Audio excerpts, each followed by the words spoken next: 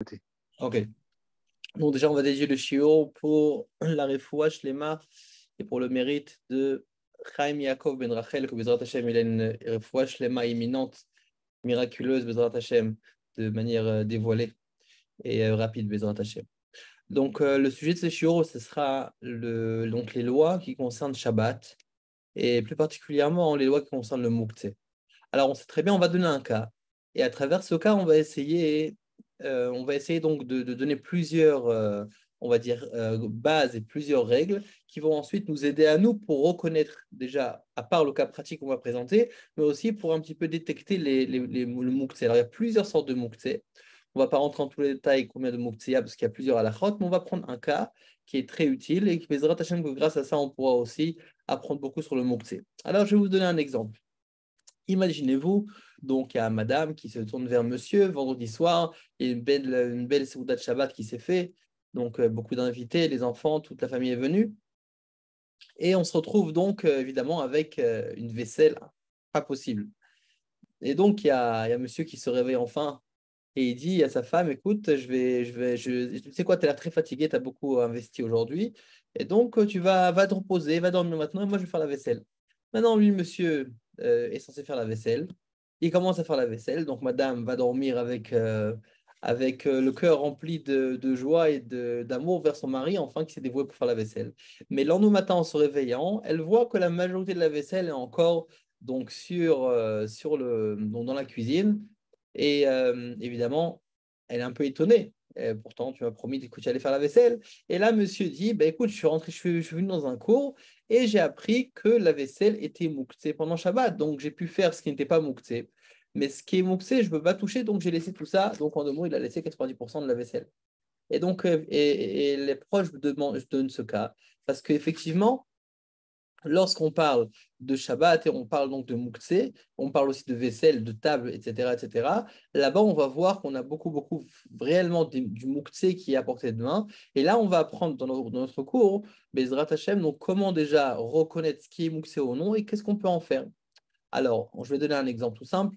Vous avez par exemple des fois, quand on débarrasse la table, forcément, on a donc des assiettes, des couverts. Il y a aussi des marmites qui peuvent attendre donc dans la cuisine. Et il y a aussi donc les déchets qui restent de la nourriture.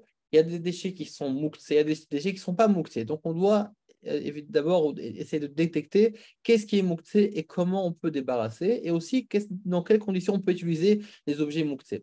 Alors, déjà, ça veut dire quoi mouxé? Muktzeh, en vérité, c'est le fait donc de se séparer d'un objet, de se séparer de quelque chose. Et donc, lorsque on a un objet qui est muktzeh, ça veut dire que c'est un objet que je n'ai pas le droit de toucher. Mais concrètement, nos sages, lorsqu'ils ont instauré les dîmes de muktzeh, ils ont donné plusieurs raisons au muktzeh. Donc, par exemple, c'est très bien qu'on ne peut pas toucher un stylo, on ne peut pas toucher un marteau, on ne peut pas toucher des objets avec quoi on fait un travail profane, on ne peut pas toucher un téléphone, on ne peut pas toucher un ordinateur, on n'a pas le droit de le toucher. Plus précisément, on n'a pas le droit de le bouger, parce que théoriquement, toucher, c'est permis. C'est de le bouger qui est problématique. Mais en tout cas, mais dans l'ensemble, c'est sûr qu'on dit qu'on n'a pas le droit de toucher. Donc, il y a plusieurs raisons qui est amenées pourquoi le MOOC est instauré. On a déjà la raison à cause donc on a peur qu'une personne qui serait amenée donc à toucher tous les objets qu'il y a dans sa salle à manger, par exemple, donc il serait amené à faire entrer, à rentrer des objets, à les sortir, à être déplacé, etc. Il va commencer à faire un déménagement dans la maison. Et à ce moment-là, on va perdre le goût du Shabbat, on va perdre le repos. Il y a marqué les manias noirs, on doit se reposer. Et lui, ce qu'il fait, il ne se repose pas, il travaille pendant Shabbat finalement. Donc ça, c'est une raison pourquoi les Khamim ont interdit de toucher certains objets. Une autre raison, par exemple, aussi, c'est que si, par exemple, on a un marteau entre les mains, un exemple, on serait amené, par exemple, à faire une melacha avec, donc un travail interdit pendant Shabbat. Par exemple, il y a un clou qui dépasse, et là, si, par exemple, le marteau était permis à porter pendant Shabbat, à être touché pendant Shabbat, on serait peut-être allé en passant, bah, tiens, j'ai un petit clou, clac, il donne un petit coup de marteau et il arrange l'histoire rapidement. Et donc, forcément, il a enfreint un interdit de Shabbat, étant donné qu'il a transgressé Shabbat en faisant un travail qui était interdit. D'accord? Donc, ça, ce sont donc quelques raisons qu'on a vues. Il y a surtout d'autres raisons, par exemple, Yetzia, etc. Mais on ne va pas rentrer en détail. Mais en tout cas, nos sages ont instauré donc, par rapport donc, les halachot de Shabbat, de Mouktsé, pardon, c'est justement pour ça, pour évidemment, principalement pour respecter le Shabbat comme il faut, comme il se doit, pour se concentrer dans le Shabbat. Maintenant, comment on va reconnaître les différents Mouktsé? Alors, il y a plusieurs catégories de Mouktsé, mais aujourd'hui, on va se focaliser sur deux Mouktsé principales. C'est un, le Mouktsé qui s'appelle Kli Shemelarto Le'eter, et l'autre qui s'appelle Kli Shemelarto Le'isur. Alors, ça veut dire quoi, Kli Shemelarto Le'eter, Kli Shemelarto Le'isur? Littéralement, ça veut dire Kli, donc un ustensile, chez Melarto Le'eter. Ça veut dire qu'on a l'habitude de faire un travail avec lui permis. C'est-à-dire qu'habituellement, durant la semaine, on utilise cet objet-là pour faire un travail qui serait permis de faire pendant Shabbat. D'accord? Un exemple, on peut prendre par exemple des couverts, on peut prendre une assiette. Encore, un assiette, c'est un ustensile, mais concrètement, ça me sert de manger. Donc, le fait de manger, c'est permis de manger pendant Shabbat. Donc, c'est un ustensile qui me sert pour un travail permis pendant Shabbat. Par contre, il y a l'autre catégorie, c'est Kli Shebelarto Le'isur. Kli Shebelarto Le'isur, littéralement, ça veut dire un objet, un ustensile qui est Melarto Le'isur, que sa melacha, le travail qu'on fait avec est assour. Ça veut dire que c'est un objet qui est habituellement utilisé durant la semaine pour un travail qui aurait été interdit de faire pendant Shabbat. Alors, par exemple, un marteau, ça peut être une pelle pour piocher, ça peut être toutes sortes d'objets que le travail est destiné de base pour cet objet-là, pour faire un travail qui serait interdit de faire pendant Shabbat. Alors forcément, quand j'ai un objet devant moi pendant Shabbat, je ne vais pas le toucher. Un exemple qu'on peut donner, on a donné le marteau, je vais donner un autre exemple qui est plus courant dans la cuisine, c'est par exemple une marmite. Une marmite, à quoi ça sert? Ça sert à cuisiner. Et comme la marmite sert à cuisiner, donc cuire c'est interdit pendant Shabbat. Et donc forcément, la marmite est interdite de toucher pendant Shabbat, étant donné que c'est rentre dans la catégorie de Kli Shemelarto Le'isur. Ok. Alors maintenant, on va un petit peu plus élargir ces notions-là et on va essayer de donner plusieurs éléments pour pouvoir répondre aux cas qu'on a précédemment cités par rapport à la cuisine, ce qui est Mouktsé, etc. Et ensuite, on fera une petite conclusion. Alors déjà, il faut savoir que lorsqu'on parle de Kli Shemelarto Le'eter, un objet qui est permis d'être utilisé, la majorité des kelim qui sont permis à utiliser pendant Shabbat, eh ben, ne sont pas toujours, ça veut dire, ils sont pas toujours autorisés à toucher comme on le veut. Ça s'appelle les tzorer. Ça veut dire quoi les tzorer? Ça veut dire par exemple, j'ai des couverts, j'ai des assiettes, etc. Tous les objets qu'on peut oui toucher pendant Shabbat, on peut le toucher, mais si j'ai un quelconque besoin, je ne peux pas toucher, je ne peux pas déplacer des choses juste parce que j'en ai envie. Si j'en ai un quelconque besoin, même un petit besoin, je peux toucher.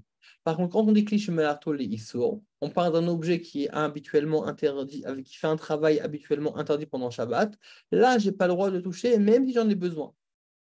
Mais on va voir que même dans un cas pareil, où j'ai un objet qui est destiné pour faire un travail interdit pendant Shabbat, il y a certaines conditions que je peux le toucher. C'est quoi ces conditions?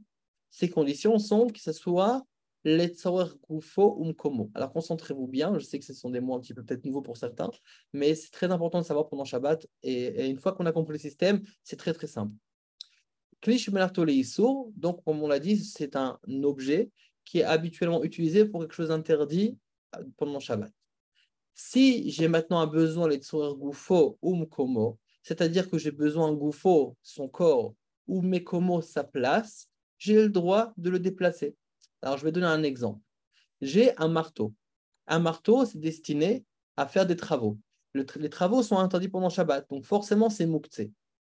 Étant donné que ce Keli-là rentre dans la catégorie de Kli Shemelarto les Issour, donc un ustensile qui a été destiné pour quelque chose de Assour, c'est interdit de le toucher, mais si j'ai besoin de ce regoufo, comment? C'est-à-dire de son corps ou de sa place. Donc, je donne un exemple. J'ai besoin de son corps, par exemple, que je dois casser une noix de coco. J'ai le droit de casser une noix de coco pendant Shabbat? Oui, parce que je dois manger. Pour manger, on peut casser la noix de coco. Donc, mais avec quoi je vais la casser? La tête, ça fait un peu mal. Peut-être jeter par terre, ça peut réveiller les voisins, ça va casser le carrelage. D'accord, maintenant j'ai un marteau. Est-ce que je peux taper avec? La réponse, elle est oui. Pourquoi? L'action en soi est permise de faire pendant Shabbat. J'ai besoin du marteau, les tzorer goufo, j'ai besoin du corps du marteau pour faire une action qui est permise pendant Shabbat, alors j'aurai le droit. Deuxième cas de figure, les tzorer mekomo, c'est-à-dire que j'ai besoin du makom, de la place. Un exemple, On a fait des travaux avant Shabbat et j'ai oublié le marteau sur la table de Shabbat. C'est évidemment avant Shabbat, je l'ai oublié sur la table. Et maintenant, je veux le déplacer le marteau. Alors, à ce moment, est-ce que j'ai le droit de le déplacer? Si c'est les tzorer mekomo, c'est pour sa place, j'ai besoin de sa place, j'ai besoin maintenant de mettre la table, on a besoin de manger sur la table, etc. À ce moment-là, je peux déplacer parce que j'ai besoin de son makom. Ce sont les deux seules conditions, les deux seuls points que j'ai le droit de déplacer à Moukse, qui est un cliché marteau, les issour. Alors, une autre précision qui est importante, c'est que lorsqu'on parle d'un cliché marteau, les issour, ce n'est pas n'importe quoi. Ça veut dire que ce n'est pas un caillou, ce n'est pas un morceau de bois. Ce ne sont pas des choses qui sont quelque part, qui sont, on va dire, qui ne sont pas un keli, un ustensile. Si par exemple, vous prenez une pierre, ce n'est pas un ustensile, une pierre, c'est une pierre. Donc, c'est un autre din, c'est une autre des autres halachot. Là, on parle d'un ustensile réel, un vrai ustensile. Mais cet ustensile-là, elle est destinée pour faire un melacha interdit pendant Shabbat. Et donc, la question qui se pose, c'est comme on l'a dit, c'est que finalement, c'est un cli d'un côté, c'est-à-dire c'est utile d'un côté, mais d'un autre côté, c'est habituellement utile pour me faire un travail interdit pendant Shabbat. Et là, nos sages nous disent que Kletzor Gufo Omkomo, pour le bien de pour le bien du gouffre, ça veut dire pour la place, pour le corps de l'objet ou pour la place de l'objet, j'ai le droit de l'utiliser, j'ai le droit de le déplacer pendant Shabbat. D'accord? Ça, c'est un cliché marteau iso. Alors maintenant, on va prendre l'exemple d'un cas, on va revenir à la cuisine. On va essayer de prendre un cas concret de la cuisine. Vous avez dans la cuisine donc des couverts, vous avez des assiettes, vous avez des marmites. D'accord? Il y a toutes sortes d'ustensiles qui peuvent traîner dans la cuisine durant Shabbat. D'accord? Donc vous avez cuisiné un poisson, de la viande, quelque chose. Et donc, donc là, on pose la question, qu'est-ce qu'on fait avec ces kelim-là? Alors, la réponse, elle est, pour l'instant, oui, sans entrer dans les détails. Après, on va encore amener encore plusieurs étapes pour amener plus de détails sur la halakha. Mais déjà, on va dire globalement, vous avez des assiettes, des couverts, etc. Qu'est-ce que j'ai le droit de toucher? Qu'est-ce que je n'ai pas le droit de toucher?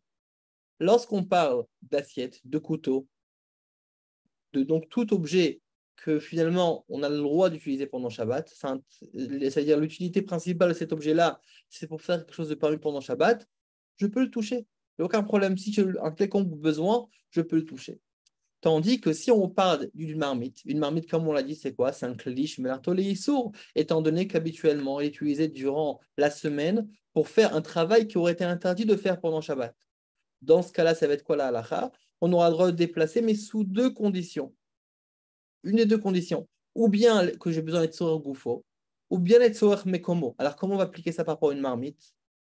Être sourd goufo, ça veut dire que j'ai besoin, par exemple, j'ai besoin, par exemple, de mettre par exemple, des fruits à l'intérieur, ou j'ai pas assez de plats dans la maison, j'ai besoin d'utiliser cette marmite-là pour mettre dedans une salade, faire une salade, par exemple. D'accord? J'ai besoin de bol, j'en ai pas, donc je prends cette marmite-là pour l'utiliser pour faire ma salade, par exemple. À ce moment-là, comme je l'utilise, les tsorer goufo, j'ai le droit d'utiliser. Ou bien être tsorer mekomo. Par exemple, j'ai oublié sur mon plan de travail, j'ai oublié une marmite, ça me gêne, je ne peux pas travailler dessus. Donc, j'ai besoin du makom, j'ai besoin de la place, je peux déplacer l'objet et donc le mettre à sa place. D'accord? Ça, c'est le tsor goufo ou le tsor mekomo. Et de la même façon, c'est tous les objets qui sont klish martolé iso. Alors, une autre précision qui est importante de savoir, c'est lorsque j'ai un klish martolé iso. Donc, on va reprendre l'exemple de la marmite. Vous allez me poser une question très simple. Vous allez me dire, mais attends, on ne peut pas toucher un objet. Donc, comment je fais maintenant si j'ai du poisson? Si j'ai la dafina, j'ai la srena, j'ai le cholons, j'ai donc quelque chose qui cuit à l'intérieur, j'ai mon poulet, ma viande, comment je peux faire pour déplacer, pour amener chez les gens si le clé il est mouktsé? La réponse, elle est, c'est que tant qu'il y a de la nourriture dans l'ustensile, dans cette marmite-là, à ce moment-là, je peux déplacer. Pourquoi? Parce qu'il me sert concrètement pour ma nourriture. Mais à partir du moment où j'ai vidé la marmite, là, l'objet devient mouktsé. Et donc là où je vais le poser, c'est là où il va devoir rester durant Shabbat, à moins que, comme on l'a dit, j'en ai besoin pour une des deux façons, ou bien être sur goufo, j'ai besoin d'utiliser le corps de la marmite pour mettre des choses dedans, par exemple, ou bien être sur mekomo, que j'ai besoin de la place de la marmite. Mais sinon, ce marmite-là est assaut. D'accord, donc ce sont deux points, on l'a vu. Klish martoleter, klish martoleiso. Klish martoleter, on peut le déplacer dès qu'on en a besoin. Klish martoleiso, on peut le déplacer uniquement le tsorgufo mkomo, ou bien pour le corps, ou bien pour la place de l'objet. Maintenant, lorsqu'on parle de klish martoleiso, alors on a aussi donc plusieurs notions enfin plusieurs manières d'utiliser. Par exemple, la Gemara nous parle, comme on l'a dit, un marteau pour casser des noix, mais ça peut être aussi une scie pour couper un morceau de pain. D'accord, donc on va dire c'est un peu vulgaire, mais concrètement, j'ai pas de couteau, j'ai besoin de couper quelque chose. Alors je prends une scie et je coupe, mais comment ça se fait? Parce qu'une scie c'est mouktsé. Oui, mais sur goufou, je peux le faire. Ok. Maintenant, une fois qu'on a parlé de ça, maintenant on va rentrer un peu plus dans les détails dans notre cuisine et dans la table de Shabbat. Alors, de quoi on va parler? Admettons que vous êtes assis à table de Shabbat. On va maintenant parler des restes, des déchets qui restent sur la table de Shabbat. Donc, allez, vous avez donc votre nappe, votre table, eh bien, on commence à manger, on commence à séouda, et là, vous apportez les plats, etc. Certains, ils vont apporter carrément la marmite à la table de Shabbat. D'autres qui préfèrent mettre dans d'autres plats vont l'apporter. Mais dans tous les cas, j'ai souvent du mouksé à table de Shabbat. Où je vais trouver du mouksé? Un exemple, des fois, il y en a qui mettent, par exemple, dans la dafina, des œufs. Et à ce moment-là, on va éplucher l'œuf. Et en épluchant l'œuf, cette épluchure-là, finalement, elle est mouktée. Pourquoi elle est mouktée? Parce qu'elle est immangeable. Une fois que c'est quelque chose qui est immangeable, je ne peux plus toucher, c'est quelque chose qui est mouktée. Alors, j'ai le droit d'éplucher l'œuf parce que c'est comme ça qu'on le mange. Mais une fois que j'ai épluché, je ne peux pas commencer à m'amuser à toucher les épluchures de la coquille d'œuf parce que c'est quelque chose qui est devenu mouktée. Donc, comment je fais pour déplacer? La table, elle n'est pas belle. La table, elle a plein de déchets. Comment je fais pour déplacer? Deux choses qu'on peut aussi voir, par exemple, certains mangent des pépites, par exemple, ou des cacahuètes, on a des fois des déchets. On a aussi des fois du fistou, comme on appelle ça. La pistache, par exemple, certains, d'accord, pour ceux qui ont l'habitude de manger ça pendant Shabbat. Donc, on casse, on laisse, et ensuite, une fois qu'on a laissé, c'est immangeable. Si c'est immangeable, donc comment on peut finalement toucher? On ne peut pas toucher. Ça devient un mouktsé aussi. Maintenant, c'est un mouktsé qui est encore plus dangereux que le klish martolé issour. Et pourquoi? Parce que klish martolé issour, on a un moyen de le déplacer. Quand c'est les tsor goufo ou le tsor mekomo. Mais lorsqu'on parle l'épluchure, on n'a aucun moyen de la déplacer. Pourquoi? Parce qu'elle est mouktsé. C'est-à-dire, elle ne me sert à rien. Comme elle ne me sert à rien, c'est quelque chose qui est mouktsé, j'ai rien à faire avec, je ne peux pas la déplacer. Et donc, comment on doit faire? Alors, qu'est-ce qu'il nous dit qu'est-ce qu'il dit dans la Gemara? La Gemara nous rapporte deux avis. L'avis de Beth Shammai et l'avis de Beth Hillel. Qu'est-ce qu'il dit l'avis de Beth Hillel? C'est comme lui la halacha. Il dit Misaklek et tavla kula ou menahara. Ça veut dire qu'est-ce qu'il peut faire? C'est qu'il doit lever la table ou bien la nappe et faire tomber les déchets. Évidemment, ce n'est pas très élégant quand on veut garder une table propre pour Shabbat. Mais donc, on va trouver maintenant la solution, comment on peut faire avec ça. D'accord? Mais en tout cas, d'accord, donc ça c'est un point. Maintenant, admettons que j'ai oui des déchets à table, par exemple dans l'assiette. Est-ce que j'ai le droit de soulever l'assiette avec les déchets pour le mettre à la poubelle? Là aussi, je n'ai pas le droit. Parce que si j'ai que des déchets dans mon assiette, des déchets qui sont immangeables, même pas pour un animal, ça rentre dans la catégorie de mouxé, et je ne peux même pas lever l'assiette pour la jeter à la poubelle. Pourquoi? Parce que dans mon assiette, il y a des déchets qui ne sont pas mangeables pour un animal, et donc ils sont devenus mouxé. Donc, parce que je n'ai pas le droit non plus de lever un mouxé que j'ai, même par l'intermédiaire d'une assiette, par exemple. Donc, c'est quoi la solution à ça? C'est lorsque, par exemple, j'ai mon assiette avec dedans du mouktsé, ce qu'il faut faire, c'est qu'il faut que je m'assure qu'il y a aussi d'autres restes qui sont, oui, mangeables pour un animal. Et ça arrive très souvent. Par exemple, il peut rester un peu de couscous pour ceux qui mangent, un peu de riz, il peut rester un petit morceau de poulet qui n'a pas été complètement mangé. Donc, tout ça, finalement, à partir du moment où c'est dans mon assiette, je peux déplacer l'assiette. Mais tant que je n'ai pas de non-mouktsé dans mon assiette, je ne peux pas déplacer l'assiette et mon assiette est mouktsé. Donc, vous voyez, donc finalement, là, on a vu en deux mots trois cas de mouktsé. Le cas de cliché marteau éther, c'est permis, donc ça, on a que ce n'est pas mouktsé. Dès que j'en ai besoin, je peux l'utiliser. Cliché marteau isso, c'est un ustensile, mais qui est habituellement utilisé pour quelque chose de assaut. À ce moment-là, le din, il est qu'on peut le bouger uniquement pour Tsorgufo Mkomo, pour sa place ou pour son corps, mais on l'a dit, mais pas pour autre chose. Ça veut dire que si maintenant, c'est à côté de ma fenêtre, j'ai un appareil photo, par exemple, à côté de ma fenêtre, et j'ai peur qu'un voleur vienne voler, j'ai pas le droit de le bouger. Pourquoi? Je pourrais bouger avec les mains, je peux le bouger avec les pieds, par exemple, mais je ne peux pas le bouger avec les mains, parce que c'est Moukhtse. Et ça ne répond pas aux critères de Gufo Mkomo. Là, je ne suis pas en train d'utiliser le corps, je ne suis pas en train d'utiliser la place. Donc, finalement, je n'ai pas. Donc, si c'est uniquement pour pouvoir le préserver, par exemple de la pluie, du soleil ou d'un voleur, on ne pourrait pas le déplacer. On peut le faire d'une autre façon, mais en tout cas pas directement avec la main. Mais par contre, un autre objet qui est un objet qui est cliché, j'avais besoin de soit Gufo ou Mkomo, là, je peux carrément le bouger avec la main. Et ça, c'est le deuxième. Et le troisième qu'on a dit, c'est aussi les déchets. Les déchets qu'on a sur la table. Le déchet qu'on a sur la table, normalement, la halakha, elle est qu'on doit faire basculer la table pour faire descendre les déchets parce que je n'ai pas le droit de les porter, de les toucher. Donc, la seule chose qu'il me fait, c'est de m'assurer qu'à table, lorsque, par exemple, je vais épousseter la nappe, par exemple, ou bien je vais débarrasser mes assiettes dans laquelle il y a un déchet, je ne peux pas débarrasser l'assiette s'il n'y a que du déchet dans l'assiette. Parce que c'est mouktsé. Ce que j'aurais besoin de m'assurer, c'est qu'il reste autre chose. Il reste, par exemple, comme on l'a dit, quelque chose qui est mangeable, au moins pour un animal, qu'à ce moment-là, c'est plus considéré comme un mouktsé. Et lorsque je porterai l'assiette, je porterai et le mouktsé et le pas mouktsé, et là, ça serait autorisé. Ok, d'accord. Donc maintenant, on a monté un troisième point. Maintenant, on va monter à un quatrième point qui est très, très utile. Et ensuite, on va tout relier dans notre cas qu'on a présenté. Alors, on a un autre cas qui s'appelle grave chez le rei. C'est quoi grave chez le rei? Grave chez le rei, c'est tout ce qui est répugnant pour une personne, tout ce qui sent mauvais, qui est répugnant, etc., qu'on s'en sépare tellement que c'est répugnant. Alors, ici, dans la Gemara, dans la Masechet Shabbat, la Gemara nous raconte une histoire. Il dit que Ravashi, une fois, il avait comme une cave avec des parfums. Et donc, pendant Shabbat, il s'est retrouvé dans sa cave et il a vu là-bas qu'il y avait un rat qui était mort, un rat qui était mort dans sa cave. Et donc, évidemment, c'était dégoûtant, c'était une mauvaise odeur, donc ça abîmait évidemment le parfum qui était là-bas, mais surtout, c'était dégoûtant, c'était répugnant. Qu'est-ce qu'ils ont dit? Ils ont dit Niktua betsutsite ve'afkua. Ça veut dire attrapez-la avec la queue et jetez-la. Donc, qu'est-ce qu'on voit d'ici?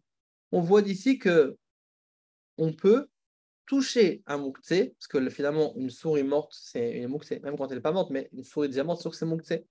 Et donc, elle a dit, on peut le toucher, pourquoi? Parce que c'était grave chéri, parce que c'est quelque chose qui était répugnant.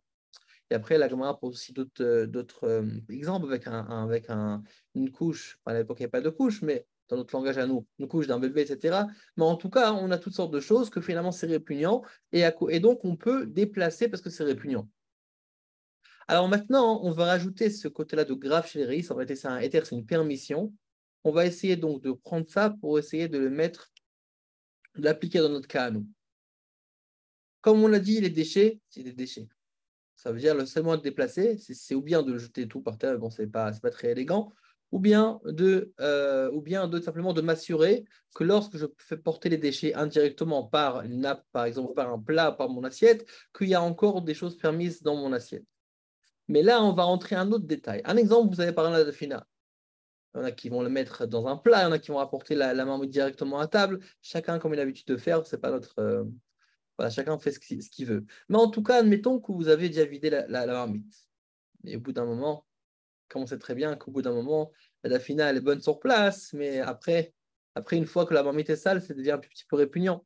Et donc là, la marmite, il y a peut-être des mouches aussi qui vont commencer à venir en deux mots, c'est pas très gai cette histoire. En tout cas, c'est pas très élégant, on va dire ça comme ça. Et donc, on s'est dit, attends, d'un côté, c'est la marmite qu'on a utilisée pour Shabbat. Elle n'était pas mouxée jusqu'à présent. C'est vrai. Pourquoi elle n'était pas mouxée? Parce qu'il y avait encore de la nourriture à l'intérieur. À partir du moment où je vide la nourriture de la marmite devient mouxée. Donc, je me suis auto-mis dans une situation déplaisante où je me suis auto-coincé avec une marmite à table de Shabbat sale. Alors, qu'est-ce qu'on peut faire maintenant? La réponse, elle est, c'est que c'est vrai que pour l'instant, maintenant, je ne peux rien faire parce que c'est à moins que j'ai besoin d'être sur Goufo ou Komo, comme on l'a dit, j'ai besoin ou bien de la place ou bien du corps de l'objet. Mais sinon, juste comme ça, je ne peux pas la déplacer.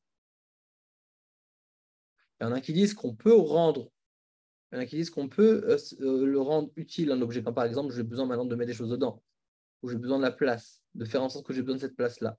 Mais on va dire, théoriquement parlant, je ne peux pas la déplacer parce que, mais par contre, si maintenant elle est sale et ça fait une mauvaise odeur, qui est répugnant, et que vraiment, si les gens sont gênés, Alors à ce moment-là, on rentre dans la catégorie de grave chérie, on pourra déplacer cette marmite-là et la faire entrer dans la cuisine. Vous voyez? Donc on a plusieurs façons donc de voir déjà comment voir le mouktsé, ça c'est d'un, et de deux aussi de comment finalement trouver la solution pour essayer de bouger le mouktsé. Alors maintenant, on va parler encore d'un autre point qui est utile, et comme je l'ai dit, après on va tout regrouper. Donc donc on a dit dans la cuisine, si je vois la cuisine telle qu'elle, j'ai vraiment des catégories de mouxé et des catégories qui ne sont pas mouxées, comme on l'a dit. Ou du moins qui sont mouxées uniquement si j'en ai pas besoin du tout. Mais en tout cas, j'ai mes marmites, j'ai mes assiettes, j'ai tout ça. Donc, comme elles sont elles-mêmes, les marmites, on a dit que c'est mouxé, seulement si j'ai besoin de goufo ou le corps ou la place. Et on a dit, quand on parle maintenant d'épluchures de déchets, si c'est pas mangeable pour un animal, c'est vraiment mouxé, il n'y a rien à faire. La seule manière de déplacer, comme on dit ici, ou bien de le jeter par terre, ou bien de le porter par l'intermédiaire d'une autre chose, mais à condition que j'ai aussi quelque chose qui n'est pas mouxé dans mon assiette.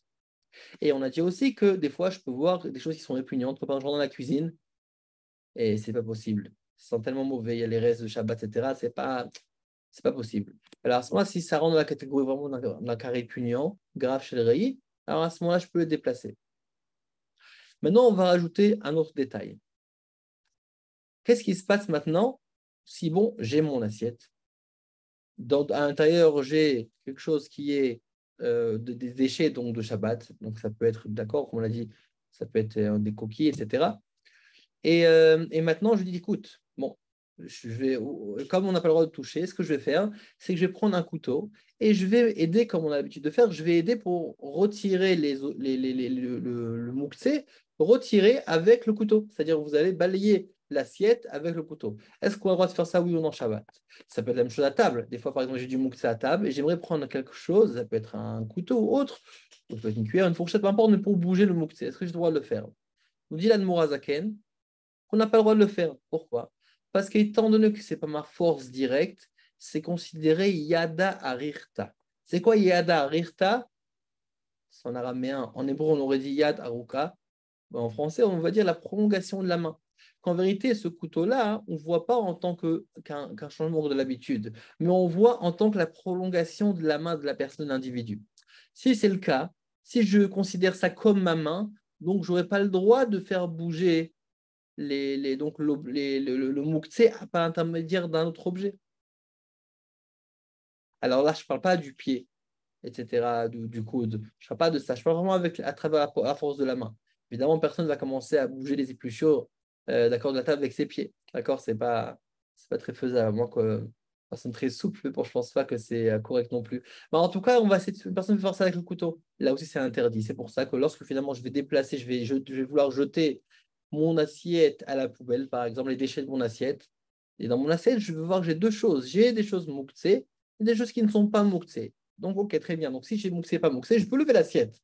Mais ensuite, comment je vais retirer et je vais jeter les déchets concrètement dans la poubelle?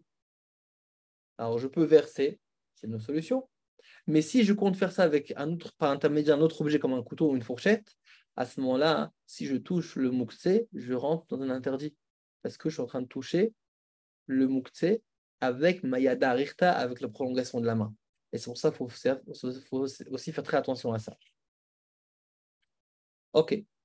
Alors, maintenant, d'accord, donc finalement, par rapport au cas qu'on a présenté, on peut dire que monsieur avait raison, d'un côté. D'un côté, il avait raison, parce que finalement, c'est normal qu'il n'a pas voulu, on va dire, tout laver, parce qu'il a sûrement dû vraiment rencontrer des éplucheurs, ça peut être donc une marmite, etc., que c'est quelque chose qui est muktzeh, quelque chose qui est chez marteau les Et par contre, si on avait besoin de gouffo ou komo, on aurait pu le laver. Ou bien, si par exemple c'est grave chez c'est par exemple quelque chose qui sont très mauvais, à ce moment-là, on peut aussi le déplacer. Maintenant, on va donner aussi un autre cas qui peut être aussi utile. Qu'est-ce qui se passe si maintenant j'ai des shvarim, un verre qui s'est cassé pendant Shabbat? Est-ce que je peux le déplacer, oui ou non? Des fois, par exemple, les enfants bougent, etc., à droite et à gauche, ils font tomber les verres et ça se casse. Une assiette, un verre, peu importe, ça se casse. C'est quoi le problème? Le problème, c'est que c'est un danger. Alors, dans ce cas-là, Shulchan Aruch nous dit dans le chapitre 308 Sif le Vav, donc le sixième paragraphe, que tous les kelim, donc tous les ustensiles qui se sont cassés pendant Shabbat, on a le droit donc de déplacer. Et il dit qu'aussi, c'est quelque chose qui est, le Ramon nous dit que si c'est quelque chose qui s'est cassé, qui est masique, ça veut dire comme par exemple du verre, que ça peut être un danger. Alors à ce moment-là, on peut carrément prendre directement les morceaux de verre et les mettre à la poubelle. Il faut faire quand même attention qu'on a un réel besoin. Si par exemple c'est un endroit que personne bouge, personne passe par là-bas, alors on peut par exemple fermer la porte, etc., et de ne pas toucher. Mais si on voit qu'on sait qu'il y a plein de petits enfants qui vont tourner par là-bas et ça peut être dangereux, alors à ce moment-là, on peut carrément le déplacer avec la main. Ok. Maintenant, est-ce qu'on a le droit?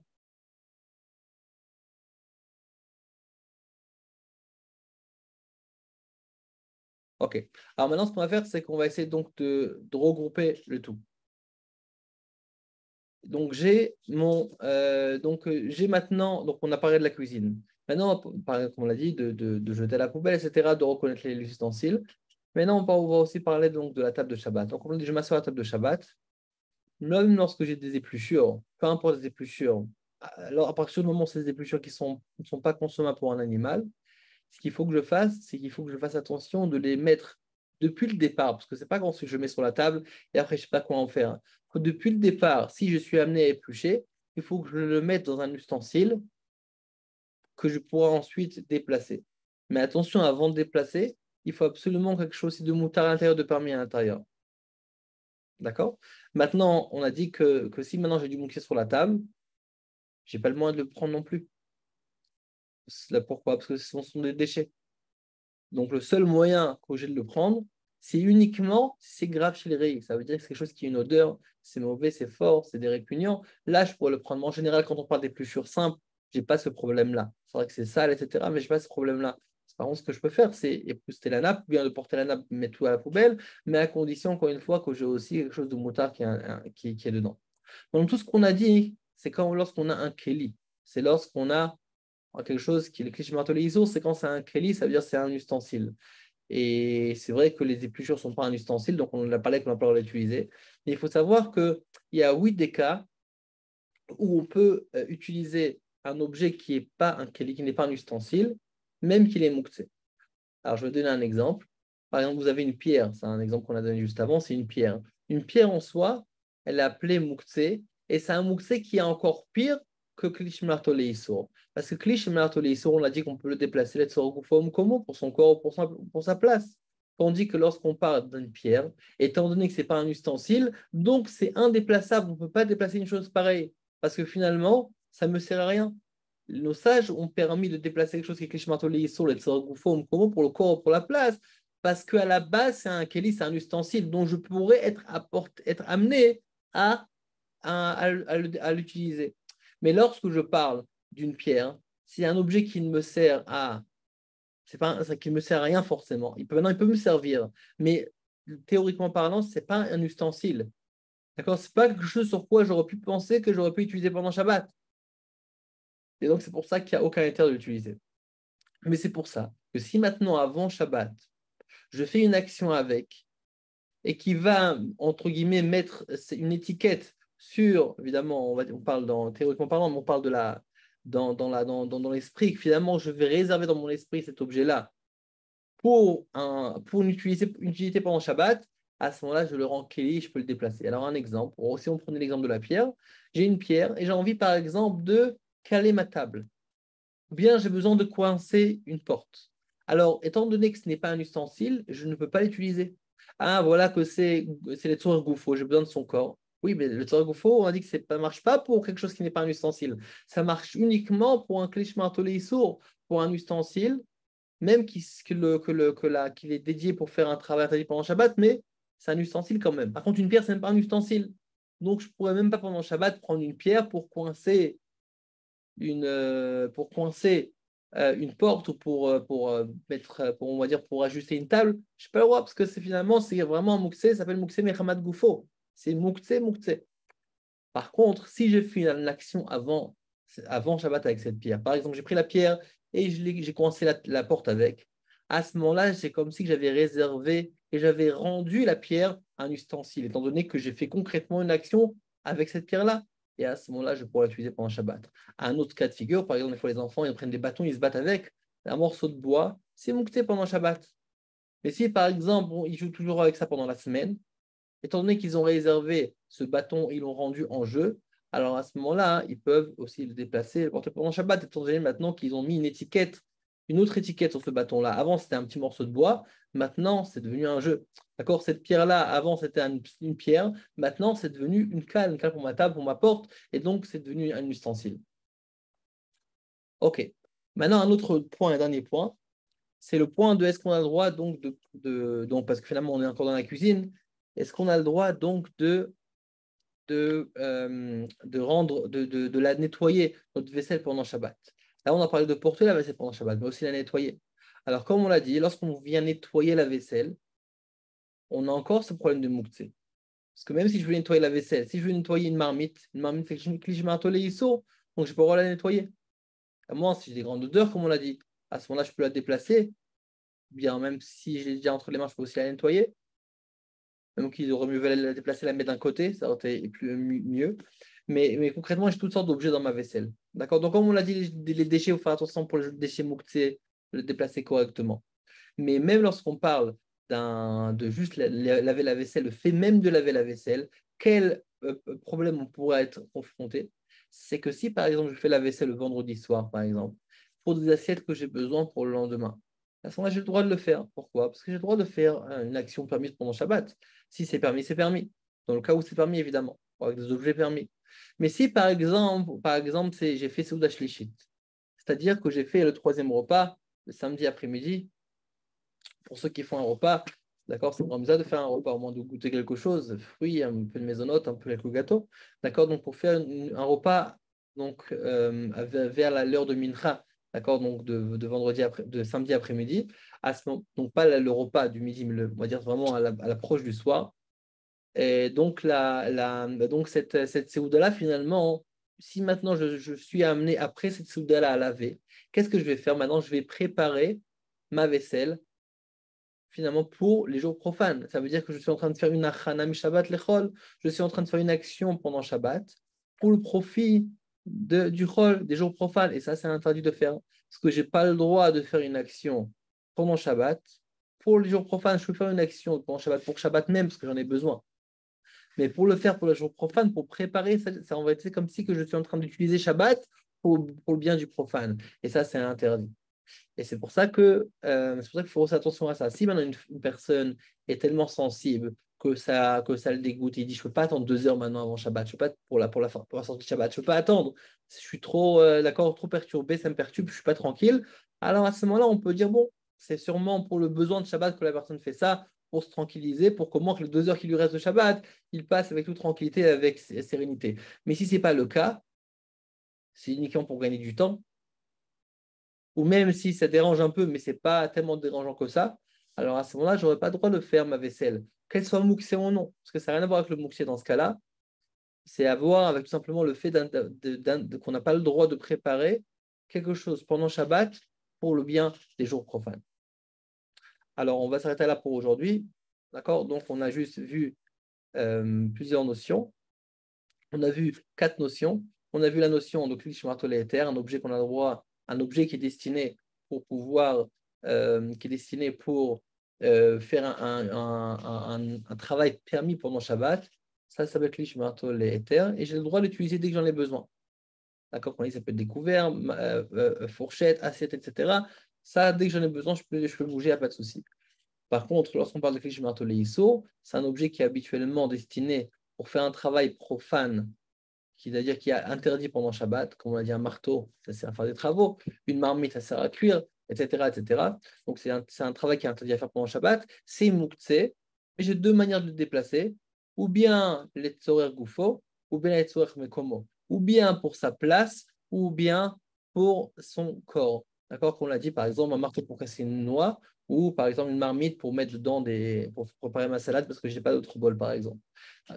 Une autre notion aussi qu'on a vue, ce sont les déchets. Les déchets, ce sont souvent des choses qu'on ne peut pas toucher. C'est vraiment mouktsé. C'est un mouktsé qui est encore pire que le mouktsé qu'on a dit précédemment de Klishmaratole Issour, parce que ça ne me sert à rien. Mais on a dit, c'est quoi comment on définit ce mouktsé-là, c'est quelque chose qu'on ne peut pas manger, ni moi, ni les animaux. Donc, c'est quelque chose qui est comme par exemple les coquilles d'œufs, etc. Ça peut être les coquilles de noix, ça peut être les pépites, etc., que c'est immangeable. Donc, dans ce cas-là, on peut, les épluchures de certaines noix, on peut donc à ce moment-là, c'est mouktsé, et on ne peut pas le déplacer. D'accord? Ce qu'il me reste à faire, comment on le déplace? On m'a dit, si maintenant j'ai d'autres choses dans mon assiette qui est aussi permis à déplacer, à ce moment-là, je peux déplacer le tout. On a aussi à avoir une quatrième notion, c'est la notion de grave chez le rei, que des fois le mouktsé, il est mouktsé, mais tellement que ça me dégoûte, tellement qu'il y a des odeurs, que c'est plus vivable, alors à ce moment-là, on a le droit de déplacer l'objet. Et donc, on pourrait appliquer ça, par exemple, dans la cuisine, des fois. Et aussi, par exemple, si j'ai une marmite sur ma table de Shabbat, par exemple, avec des restes qui ne sont pas mangeables, juste la saleté de la marmite, parce que la marmite est encore sale. Donc, et je vois que la marmite a encore des restes, mais que ça sent vraiment pas bon. Et donc, c'est vraiment répugnant de laisser ça à la table de Shabbat. À ce moment-là, je peux la déplacer si c'est grave chez le rei. C'est ça, on est dans la catégorie de grave chez le rei. Et on a vu aussi un cinquième point, c'est que tous les mouxés qu'on n'a pas le droit de déplacer, on n'a pas le droit de les placer non plus par l'intermédiaire d'un autre objet, parce que ça s'appelait yada richta, une main rallongée, et automatiquement, il faut faire attention lorsque, par exemple, on retirer les déchets et mettre les déchets donc, à la poubelle, de ne pas toucher avec donc les épluchures qui sont mouxées qu'on n'a pas le droit donc, de toucher. On peut retourner l'assiette, on peut essayer de trouver une autre solution, mais en tout cas, on ne peut pas le déplacer, même pas par intermédiaire d'un autre couteau, pour ne pas arriver à yada richta. Bon, on a encore plusieurs autres points, mais moi, ce sont les points principaux qu'on voit par rapport à Mouxé, du moins pour ce cours. Donc, de bonnes nouvelles à tous, Bezrat Hashem, en espérant évidemment que on est quelques jours avant Tisha B'Av, et donc, Bezrat Hashem, qu'on puisse se retrouver tous avec Mashiach vraiment de manière imminente. Et c'est évident que lorsqu'on sait très bien qu'il était écrit que celui qui respecte Shabbat, alors à ce moment-là, le fait de respecter Shabbat, ça rapproche la Géoula. Donc, c'est pas pour rien qu'on a étudié dans les Chod Shabbat, c'est pour se renforcer dans le respect des lois de Shabbat. Et si Dieu veut, il y aura encore d'autres cours, Bezrat Hashem, par rapport aux lois de Shabbat. L'essentiel, Bezrat Hashem, c'est qu'on se voie avec comme on dit, Yom Shekulu Shabbat, Menucha Lechaya Olamim. Donc, lorsque Mashiach viendra, que ce sera vraiment de longs jours qui seront qualifiés de Shabbat, et avec la santé pour tous, le bonheur pour tous, la joie pour tout l'âme Israël, Bezrat Hashem. De bonnes nouvelles à tous, Kol Tov. Bon jeûne, et si tu veux qu'on espère avant qu'on se voit au Beth Amikdash. Sorot Tovot.